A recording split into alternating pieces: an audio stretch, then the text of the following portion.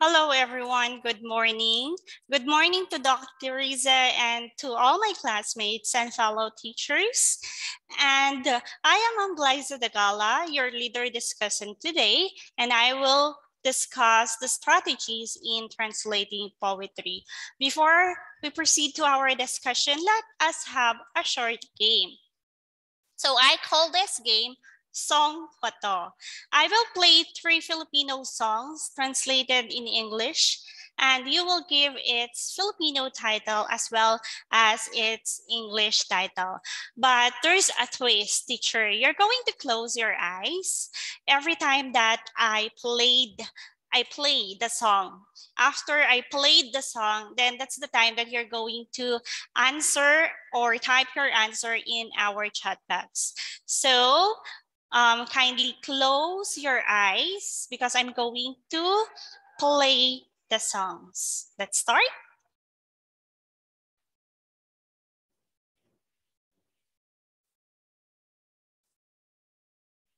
Okay, so this is our first song. Kindly listen, teachers. Baby boy, your mom and dad were filled with joy, and the light of their love shone over you. They couldn't take their eyes away, watching over you all day when you were awake and sleeping too.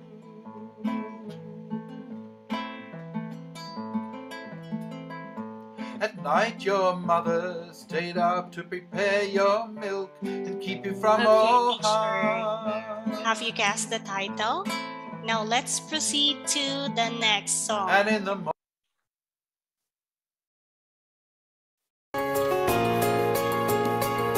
Still close your eyes.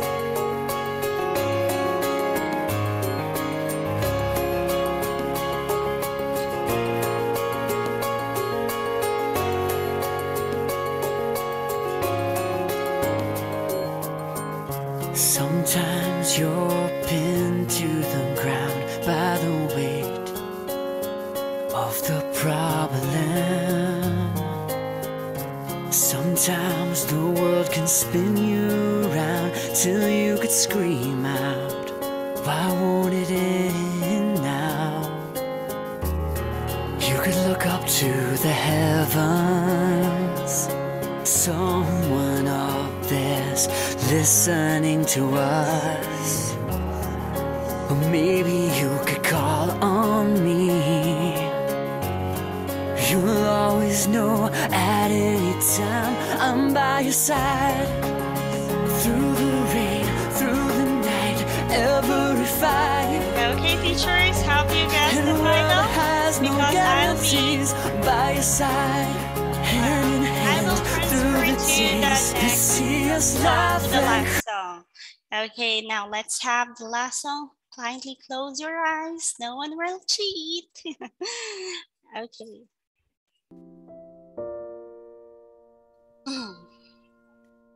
Where did it all change? I was not aware. When did you realize that I was not enough? Why didn't you tell me?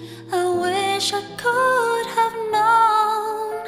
It's me that you needed, but it's not whom you love.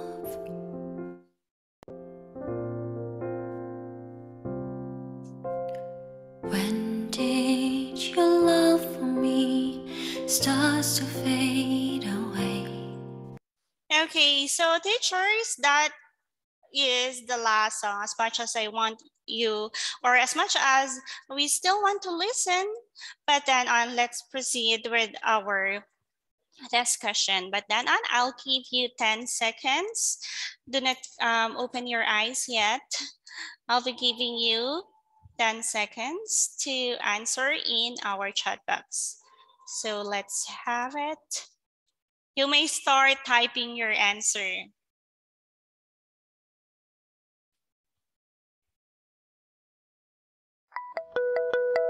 Okay, time's up.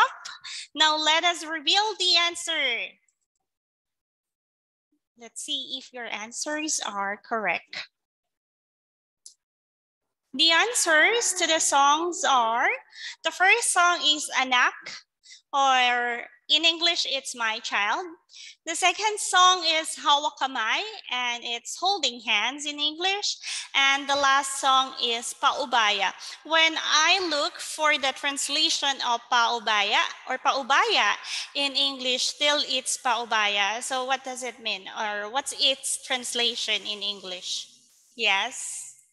Okay. All right. Thank you, teachers, for joining our game. I hope you enjoy it. And now let's proceed to our discussion. Okay. So let's start with poetry. Poetry came from Greek word poesis, which means to craft. Poetry, or the purpose of poetry, is to understand and to be human. Okay. So translation or poetry translation is the most debatable field in translation science. So many theories have different reasoning about its possibility and impossibility. Now, if we're going to take the meaning of poetry in Oxford Dictionary, literary work, or this means poetry is a literary work in which special intensity is given to the expression of feelings and ideas by the use of distinctive style, rhythm, poems collectively, or as a genre of literature. So poetry has its quality of beauty and intensity of emotion. That's why it is considered as the most debatable field in translation science. So many theories have different reasoning about its possibility and impossibility, and most of them agree that the loss of aesthetic value is what hinders the translation of poetry. So if we're going to take it in Filipino point of view, poetry translation is like a woman. It can be fair, but not beautiful. It can be beautiful, but not fair, right? I know that many of you will disagree with this comparison. Sabi nga nila, kapag maputi ka, hindi ka maganda. Kapag naman hindi ka maputi, or kapag kahit maitim ka, maganda ka. So they compared this Filipino way of thinking to poetry translation. And yeah, many of us will disagree with this, right? Okay, so this is the basis of all this agreement in poetry translation. Okay, so let's start with poetry, or what Robert Frost said with the poetry translation. According to Robert Frost, poetry is what gets lost in translation. Okay, so this means that what is lost in translation is the poetry itself. Okay, because the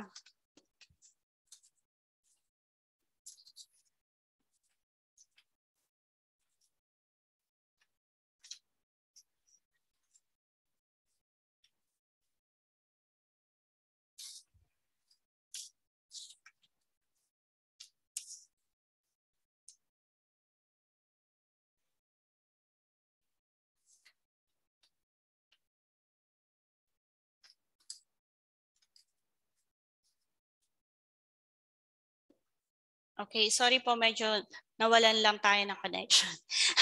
So, according to Frost, poetry is what gets lost in translation. Poetry is the mirror where beauty is restored. Literature means beautiful words. So, if we translate the poems, then this poetry itself will lose its beauty. In other words, the meaning of the poem extract, or the meaning extracts from a poem, can never be replaced of the writer's intent, or can never be a replica of the writer's intent. So imagine Robert Frost composed or has this poem, The Road Not Taken. According to this poem, so this is the content of the poem: two roads diverge in a yellow wood. Sorry, I could not travel both. Imagine this is the hallmark of Frost's genius mind. So if this poem is translated, it can never produce the same effect that this original text or this original language has that he will have in the second source, right? So if someone, or if a Filipino, if a poet translated this in Filipino, yes, it can be translated, but then on the feeling, the emotion, and then the effect would never be the same as it has with what Robert Frost created in his poem. Now, let us know the reasons why poetry is lost in translation. Number one reason is the literary echoes. So literary echoes is the most difficult translation, or the most difficult part in translating poetry. This is to find the equivalent word in literary echoes of the target language. So a textual echo is a sequence of details, passages, textual features, or moments that the author invites us to compare and contrast. So every text is laced with dozens, if not hundreds of echoes. So this is very hard because you're going to look for the speaker's point of view and the other literary aspect. Okay, next reason is allusion. Allusion is a figure of speech that makes a reference to people, places, events, or literary works, or by implying them, it is up to the audience to make the connection. So this is our example here. He is a real Romeo with the ladies. It is alludes from Romeo and Juliet. Actually, literary echoes is the most difficult in, actually this is very, what do we call it? This allusion creates ambiguity. If the common people do not recognize or not familiar with the literary allusion or even the translator, it is difficult to translate. Okay, that's why it is one of the reasons why poetry can't be translated. Next is the ornamental words. So here, the ornamental means decorative, fancy, ornate, showy, attractive, adorning, embellishing, exquisite, cosmetic, and beautifying. All right, so we all know that poems has many fancy words. Poems uses a lot of fancy words, a lot of flowery, decorative words. So this rhetoric words are based on lyricism. Example are the literary devices or rhetoric devices such as dissonance, assonance, and many more. Okay, so that's one of the reasons. Next is the rhythmic words. We all know that poetry has rhythm words. So rhythm is hard to translate because of source language, or in source language, these words rhyme. Okay, or example, smile, rhyme with style, while, pile, aisle, dial. You can play with the words because these words rhymes. But then if you're going to translate it in Filipino, these words do not rhyme. Okay? Now, Let's have the next one. The next one is the figures of speech. Okay, so the figures of speech, as we all know, is a word or a phrase that intentionally deviates from the ordinary language used in order to produce a rhetorical effect. So as a translator, if you would like to translate a certain poem, then you must be familiar with the different figures of speech. Because if you're not, then you will translate a poem erroneously, diba? There are, we also have figures of speech in Filipino that is called tayutay. And of course, if the other nationalities are not aware of that figures of speech or the tayutay in their language, then there will be a misconception. There will be error in translating the poem. Okay, so the last reason is the syntactic pattern. So syntactic pattern, as we all know, is there is a parallelism between morphology, syntax, and pragmatic, and it has a relation between the words which make this translation very intricate. So this is our example, the translation of English to Mandarin.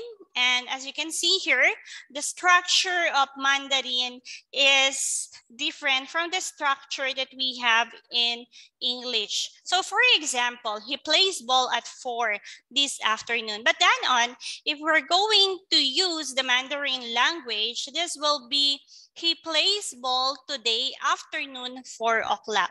So there is a different structure. And then it's like baliktad yung words to them because they have different structure in sentence. Same with this next example. He plays ball at the gym in the school at 4 this afternoon. So if you're going to translate it in Mandarin, then it will be, he plays ball at the gym in the school, or he plays ball in the school gym at this afternoon 4. That will be the translation, because other language, or example, this Mandarin has different structure or different language structure, or what we call this static or syntactic pattern.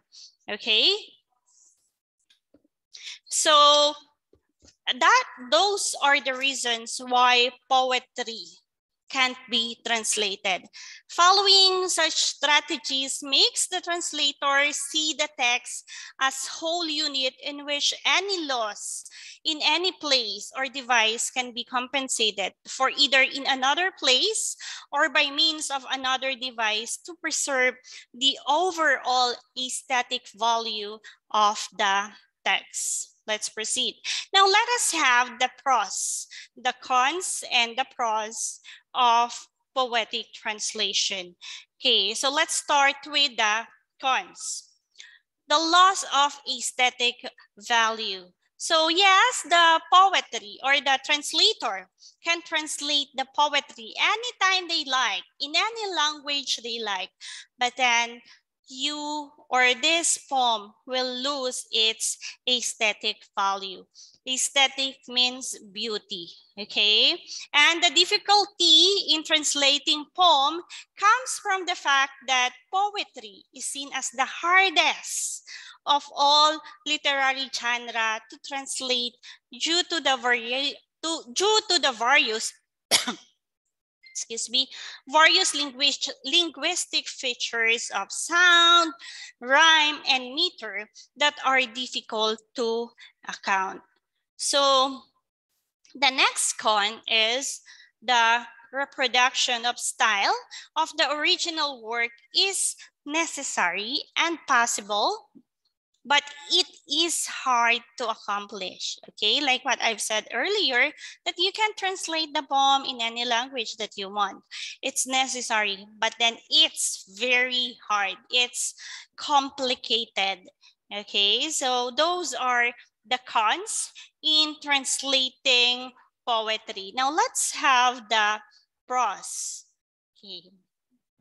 The prose in translating poetry may inspire or entertain the reader in the same way, typo error, the native reader is being done by the original. Of course, if this poem is very entertaining to the in original text in that particular in that particular place, then if it will be translated in the target language, it will also be inspiring or entertaining to the people who will read it in another nation or in target language.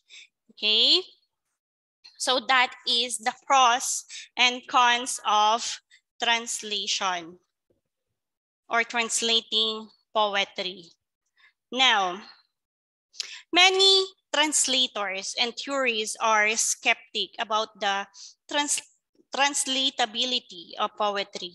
They have the different reasoning for that. They have different reasoning for that, but they all agree with Frost's statement that poetry is what is lost in translation. So like what Frost said a while ago, this poet agree with Frost. This poetry is what is lost in translation became a cliche for those who disavow the translation of poetry. So according to Jacobson, he states that when we talk about the pun, poetic devices, literary devices, and symbolism, the creative transposition takes place. When we say transposition, this is the change in place with each other, or this is to transfer a different context. Again, going back, the pan, poetic devices, literary devices, and symbolism are all untranslatable, and only this creative transposition is possible. So this transposition could be intralingual. So this could be intralingual, or this can be one poetic shape into another poetic shape. Okay, next is it can be interlingual. So from one language to another language. And lastly, it can be transferred to one system or one system science to another. So example, it's the intersemiotic transposition. Example is the spoken poetry can be air rap.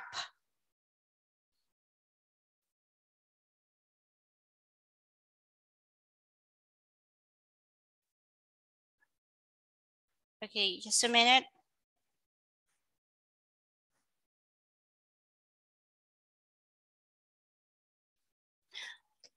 All right, so let's continue.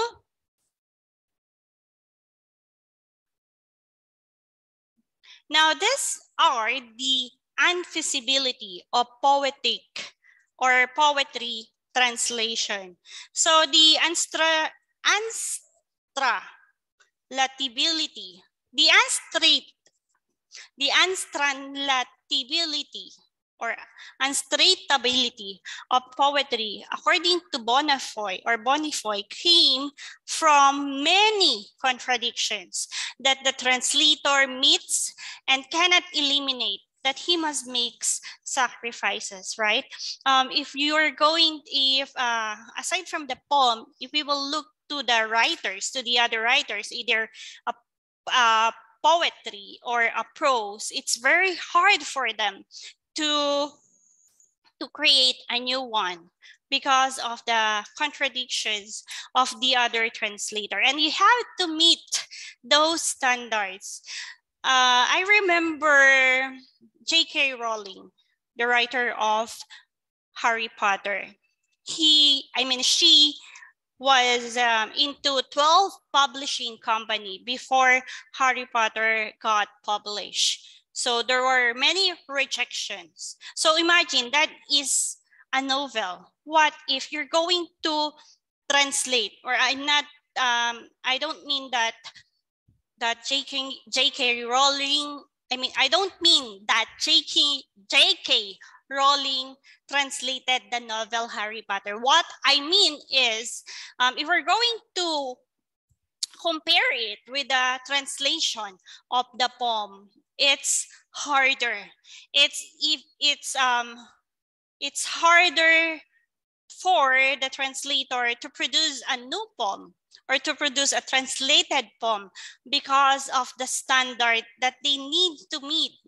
Then they can eliminate some of the words in the poem that they should make sacrifices. Okay, you know that they spend time for it, they spend hours in translating this poem, but then if there are contradictions from the society of from the poetic society, then they have to make sacrifices. Okay, so that's the first reason or unfeasibility of the translation or poetic translation. Next is, or the other source of untranslatability is the relationship between content and language. So the content and form unites like the skin and the fruit. So if you would see, the skin and the fruit is very intact. So that's how you will compare it with the content and form. Now with the translation or the form of translation is like a royal robe with ample folds. So the language, okay,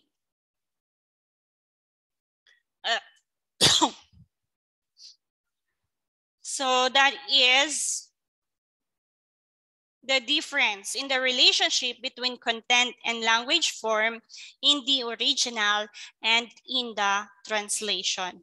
Next is the language form of translation is more exalted than language of the original and thus remains unsuited to its content, overpowering and alien, and makes the translation superfluous of style in any language is the most difficult to translate. So according to Bonifoy, tempo of style in any language is the most difficult to translate, right? So of course, sometimes when we are translating in English, we look for the beautiful words. We're searching for the beautiful words. And these words sometimes are not familiar. Sometimes we're using, the others are using highfalutin words to impress the others because they think it's beautiful. But they didn't know that they are more into words. They are more, or they are overpowering the original text. Lastly, the difference between the SL or the source language and the text language or the target language may in many significant aspects of the original literary text cannot be reproduced in the new language. So as you can see, what is written in source language cannot be reproduced in the target language. Okay, just for a minute.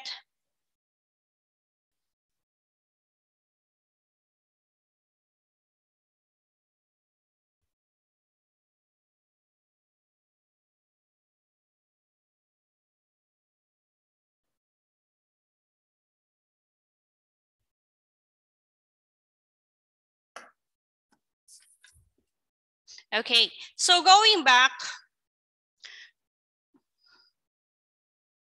the differences or the attributes or impossibility of translating poetry, again, from source language to target language that many significant aspects of the original literary work cannot be reproduced in the new language. So this covers the phonology, the syntactic structure, the vocabulary, literary history, and prosody expressed as a whole. So those are the unfeasibility of the poetic translation. Now let us have this words from Horace. So according to Horace, a poem has its dulce et utile, or dulce et utila by Horace. So it means that a poem is sweet and useful. According to MacLeish, a poem did not mean to be. So these poets agree that a poem are not after the meaning. So as long as the poem is there, that is what matters most. They are more on playing the words, the theme of beauty. That is according to John Keats. This poetry or these poems that they created is more on beauty. It focuses on beauty, not on the content, not on the language. Okay, so these are the 4 strategies in translating a poem. These are mimetic form, organic form, analogical form, and deviant form. So all of these notions make the difficulty of poetic translation springs from 2 areas. On one hand, the words and meanings, and on the other hand is the flow and rhythm or the rhyme. Now let's have the 4 approaches to translate poetry according to Holmes in 1970. Let's have first the mimetic form. Okay, so this is the Ars Poetica by Horace and MacLeish, or Archibald MacLeish. These two has the same, or when we say that Horace is the original one, and then Archibald MacLeish, Ars Poetica, is a imitation of what Horace is created. That is mimetic form. The meta poem or the translated poem retains the form of the original. So andun pa rin yung original content ng poem. Next is the analogical form. Okay. So the first one is form derivative. It comprises the mimetic form in which the translated poem retains the form of the original. So still the original form is intact. The translator does his best to imitate the form of the original, though he cannot produce an identical one. Since this form attempts the style of the original, and the rhythm and flow of the original are essential parts of the message to be transmitted, it employs a high degree of dynamic equivalence. Okay, next is the analogical form. So this is still a form derivative. This is represented by analogical form, and it looks beyond the original form or the original poem itself to the function of its form within the tradition. Okay, so in here, in mimetic form, it focuses on the form. But now in analogical form, it focuses on the function of its form. So it looks beyond the original poem itself to the function of its form within the poetic tradition of the source language, then seeks a form that fills a parallel function within the poetic tradition of the target language. Next is the organic form. In organic form, this is a content derivative. So in this form, the translator starts from semantic material and allows it to take on its own unique poetic shape as the translation develops in the form. The metapoem has two inseparable aspects, the form and content. So if you will look for the works of the other poets or the other authors, like for example, some works of Rizal are from the works of other poets. So for example, is this Noli Me Tangere was inspired, his writings of Noli Me Tangere is inspired from, or was inspired from Uncle or Hack Berryfin, Uncle Tom Berryfin. Okay, so those are the organic form, wherein the content and the form cannot be separated. Lastly is the deviant form. The deviant form or the extraneous form is transfer or is very rare. The metapoem does not derive from the content or form of the original. It transfers the meaning of the poem with greater flexibility than mimetic or the original forms allowed. So Kuwik states that an adequate translation of poetry should be built on three kinds of faithfulness: the faithfulness of meaning, or the faithfulness to the meaning or the content of the original source language, to the music of the original or the form, to the spirit of the translator's mother tongue or the target language. So the dualism in the semantic and stylistic structures of the literature work are surmounted by a unified interpretation of the work as structure of meaning on the basis of the thesis that the meaning and its conveyor are one. Since form and content represent integral parts that go hand in hand to form the poem, they both should be preserved in translation, but it is impossible to achieve without a loss. Again, the form and contents will be preserved in translation, but then it's impossible to achieve this without losing something, without losing a beauty or without losing its aesthetic value.